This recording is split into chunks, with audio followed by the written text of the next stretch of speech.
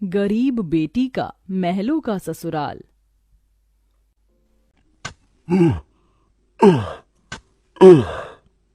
तपती धूप में वह गरीब किसान खेतों में फावड़ा चला रहा था। उसके माथे से तर तर पसीना बहे जा रहा था। तभी गंगा गमछा उठाकर पिता का पसीना पोंछती है। बाबा, आपके माथे से कितना पसीना बह रहा है। आप थक भी गए हैं, थोड़ी देर आराम कर लो। फावड़ा मुझे दो। गंगा को खेत में फावड़ा चलाते देख सेवक राम की आंख भर आती है। मेरी गरीब बेटी के जिन हाथों में मेहंदी लगनी थी, उन्हीं नाजुक हाथों से मेरी गंगा सख्त फावड़ा चला रही है। तू एक गरीब की बेटी को ही ऐसा भाग्य देकर क्यों भेजता है भगवान? एक गरीब के जीवन की सबसे बड़ी दुविधा बेटी को ब्याहना होता है। ये कहानी है ऐसे ही किसान सेवक राम की, जो बड़ा गरीब है। उसकी दो बेटी गंगा और अंजू हैं। यूं तो सेवक राम ने गंगा के लिए कई रिश्ते ढूंढे, मगर भला एक गरीब की बेटी का हाथ कौन थामना चाहता है। किसी तरह से उनका जीवन कट रहा था। सेवक राम, उसकी बूढ़ी पत्नी जानकी और दोनों बेटी सारा दिन तपती धूप में खेत में काम करते रहे। शाम को खेत का मालिक ब्रिज वहां आया। अयो सेवक राम, सारा खेत जोत दिया? जी ब्रिज बाबू, खेत भी जोत दिया और बीज भी बो दिया। ये ले, तेरे परिवार की आज की दिहाड़ी 250 रुपए। ये क्या मालिक, आप पैसे तो कम दे रहे हैं। पहले मेरी अकेले की दिहाड़ी आप मुझे 200 रुपए देते थे, फिर घटाकर 100 रुपए कर दिया और फिर सीधे 70 रुपए कर दिया, और उसमें भी पूरे पैसे नहीं दे रहे हैं। मैं, मेरी दोनों बेटी और पत्नी को मिलाकर हम कुल 4 जन आज खेत में दिन भर जड़ मर कर खटे हैं। 20 रुपए ही तो कम है, उसमें क्या तू खरीद लेगा? है एक एक रुपया भी मेहनत से कमाना पड़ता है मालिक। ब्रिज बाकी के 30 रुपए भी सेवक राम को दे देता है, जिसके बाद वह अपनी मढ़ई में आ जाते हैं और गंगा सबको खाना बनाकर खिलाती है और एक फटे गुदरी पर पूरा परिवार जमीन पर लेट जाता है। मगर एक पिता होते हुए सेवक राम चिंता में सो भी नहीं पाता। वह रात भर आंसुओं से बिछौना भिगोता है।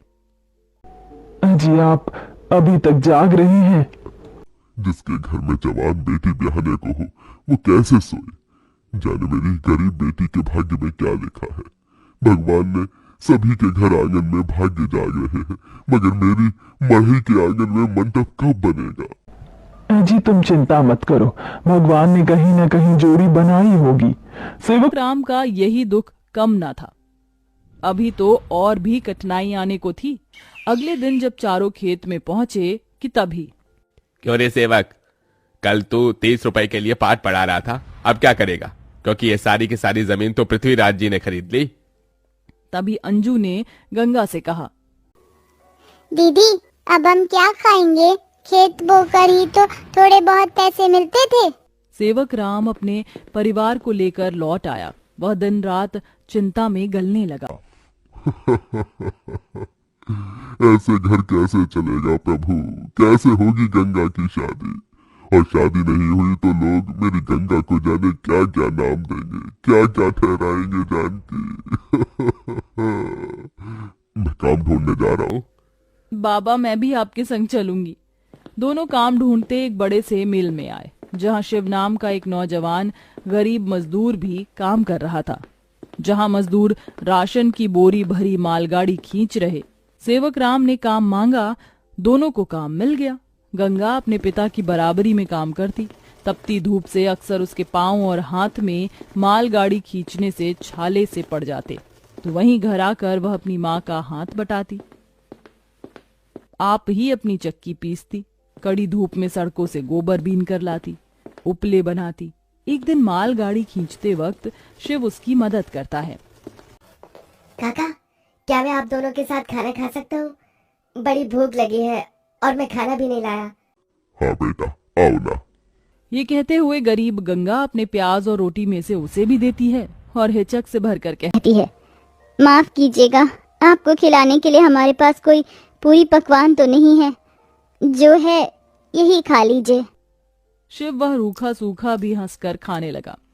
अब अक्सर शिव उनकी मदद कर देता। उसकी अच्छाई गंगा के मन को भाने लगी और एक दिन शिव ने कहा, काका, अगर आप मुझे इस काबिल समझे तो मैं आपकी बेटी का हाथ थामना चाहता हूँ।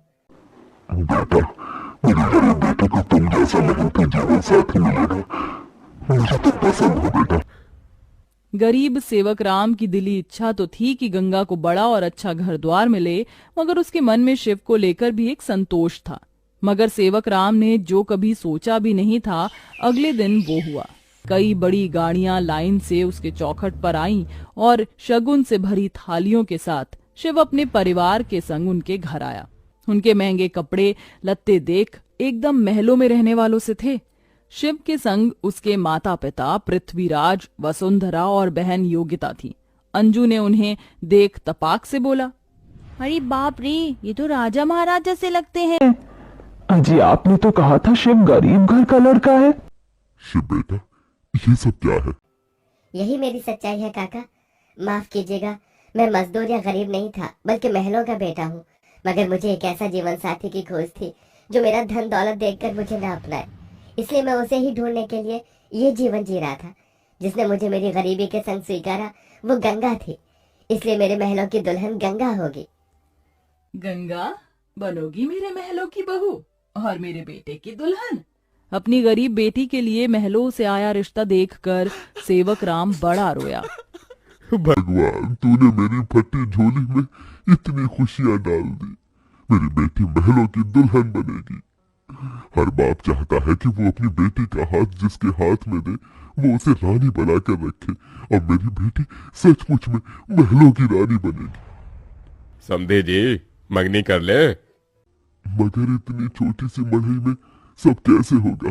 ये तो टूटी फूटी है, आप लोगों के खड़े होने लायक भी नहीं है। मगर इस मढ़ई में आप जितने दिलदार लोग रहते हैं तो ये महलों से बढ़कर है। इसके बाद सेवक राम के छोटे से मढ़ई में उसकी गरीब बेटी की मंगनी होती है, जहां और थोड़े दिन के बाद बड़े ही धूमधाम के साथ गंगा की शादी होती है, जहां वह मंडप में मन ही मन कहती है, हे गौरी मैया, आपका धन्यवाद जो आपने मुझको मनचाहा वर दिया। इसके बाद गंगा विदा होकर अपने महलों के ससुराल में आ जाती है, जो दुल्हन के जैसा सजा हुआ होता है, जहां कई नौकर चाकर शाही अंदाज में उसके स्वागत में खड़े थे। तभी महंगे से लहंगे में ननद योगिता ने कहा, आइए भाभी, आपके महलों के ससुराल में आपका स्वागत है। जैसे ही योगिता गाड़ी से उतरती है, तभी नौकर चाकर थाली में फूल लिए खड़े उसके स्वागत में फूल बिछाए जाते हैं। जहां कल तक उसके पांव को कांटों की चुभन मिली थी, आज वह महल की दुल्हन बनकर फूलों में बदल चुके थे। जहां महल के द्वार पर सास वसुंधरा ने स्वागत किया।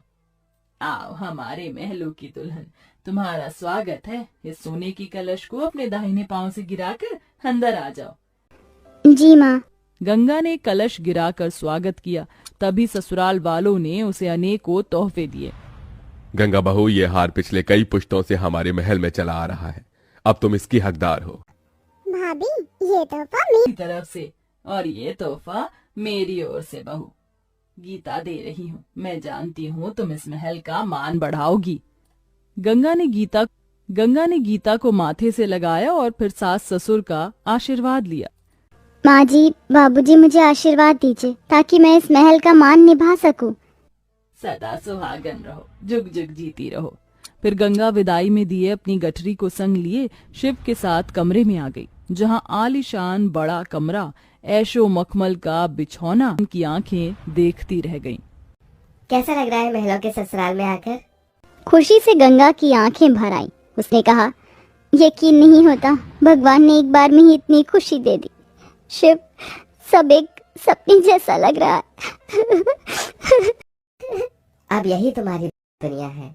रोज जमीन पर सोने वाली गंगा मखमल के बिछौने पर सोई। अगले दिन वह नहा धोकर नीचे आई, जहाँ खाने की शाही मेज लगी थी और इर्द गिर्द नौकर खड़े थे। बहू बैठो, खाना खाओ। तभी नौकर ने गंगा को खाना परोसा। एक निवाला खाते ही गंगा को अपनी संघर्ष भरी जिंदगी और याद आ गई। उसकी आंखों से आंसू छलक गए। क्या हुआ गंगा बहू, खाना अच्छा नहीं बना? नहीं माँ जी, बहुत अच्छा बना है। बस ये सब खाने के तो एक गरीब की ख्वाहिश होती है। मैं बहुत खुश हूँ। बस चाहती हूँ कि हर लड़की को उसके सपनों का ससुराल मिले, जैसे मुझे मिला। थोड़े दिन में गंगा अपने महलों के ससुराल में सुखी से रहने लगी। किसी गरीब की बेटी को चुनकर हम भी ये पुण्य कमा सकते हैं।